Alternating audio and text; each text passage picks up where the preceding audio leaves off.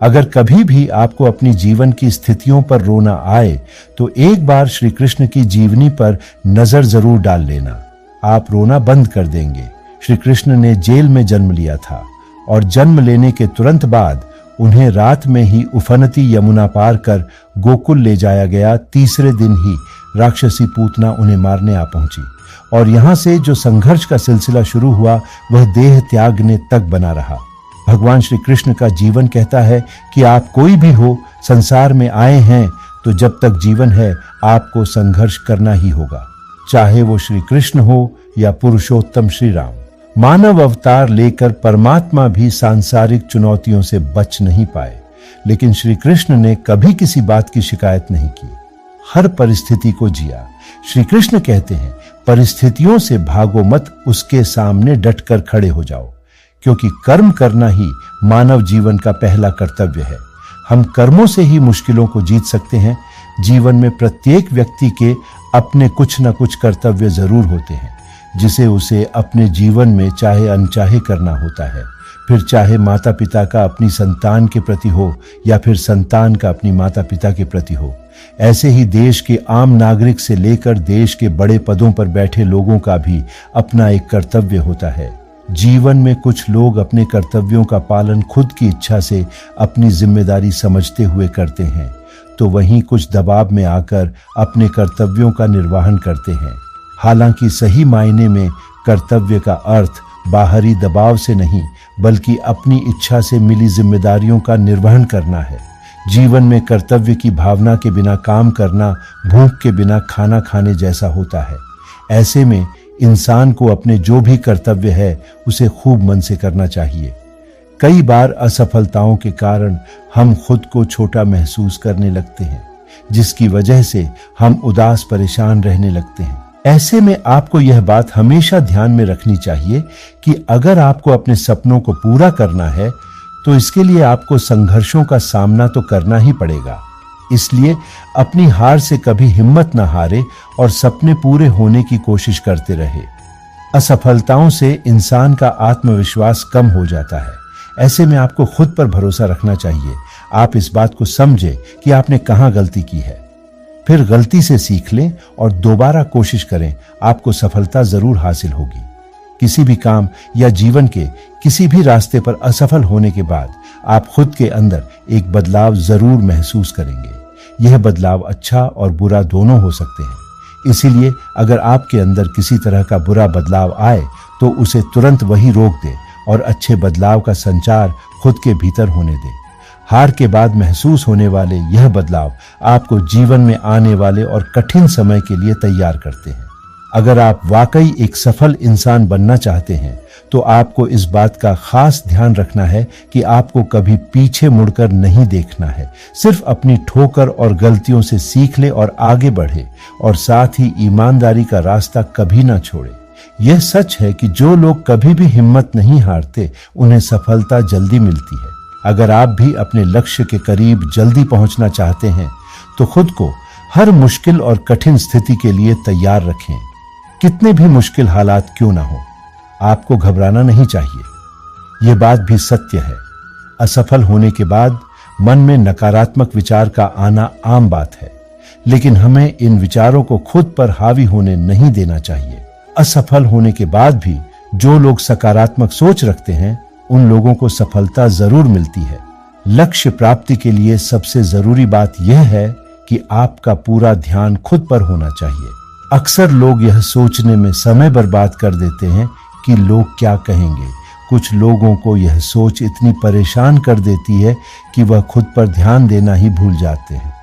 लोगों के बारे में सोचने से पहले आपको खुद के बारे में सोचना चाहिए और अपनी प्राथमिकताओं पर ध्यान देना चाहिए।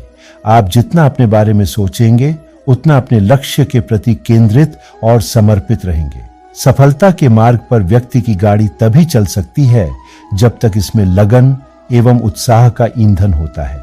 सफलता का पहला सूत्र यह है कि सफलता की ऐसी चाहत होनी चाहिए जैसे जीवन के लिए प्राणवायु की।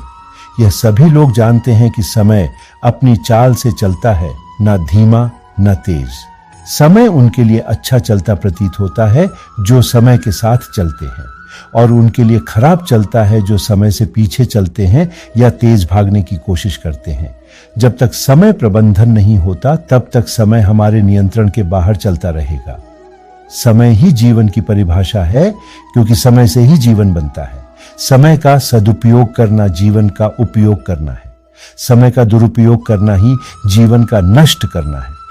समय किसी की भी प्रतीक्षा नहीं करता, वह प्रतिक्षण मिनट घंटे दिन महीनों वर्षों के रूप में निरंतर अज्ञात दिशा को जाकर विलीन होता रहता है और फिर शून्य में विलीन हो जाता है।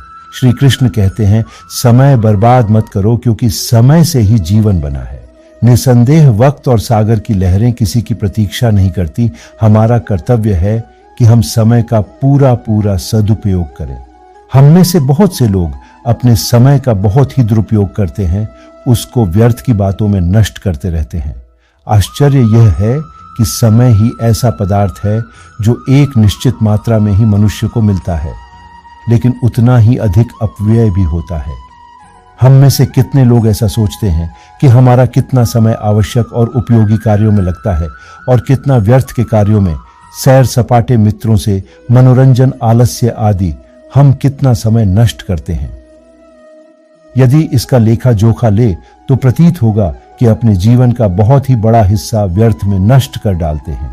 अगर 1 मिनट घंटे दिन का उपयोग हम करें तो कोई कारण नहीं कि हम जीवन में महान सफलताएं प्राप्त ना कर पाए।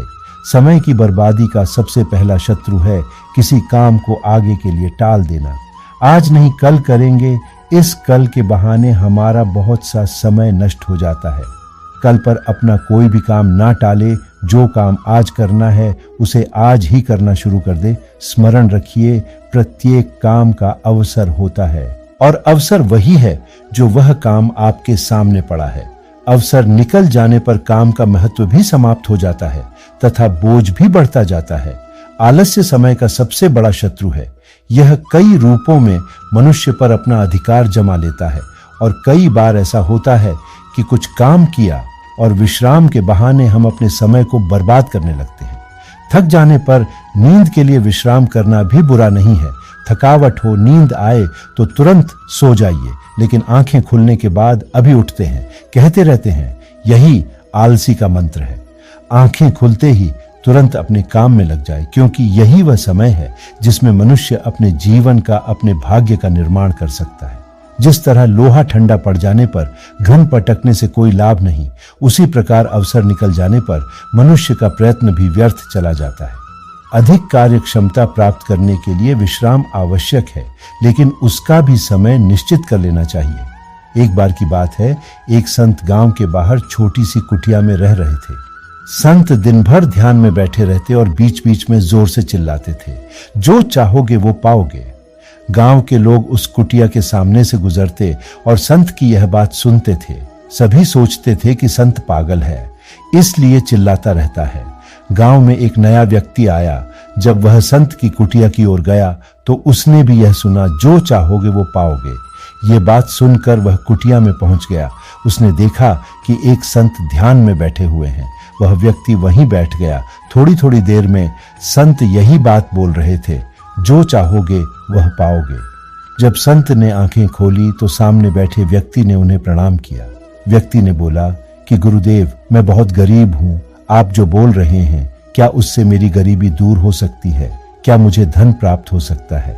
संत ने कहा, अगर मेरी बातें अपने जीवन में उतार लोगे तो यह बातें सच हो सकती है। मैं तुम्हें एक हीरा और एक मोती दूंगा, इनकी मदद से तुम धनवान बन सकते हो। हीरे और मोती की बात सुनकर व्यक्ति बहुत खुश हो गया। संत बोले कि अपने दोनों हाथ आगे बढ़ाओ। व्यक्ति ने दोनों हाथ आगे बढ़ा दिए।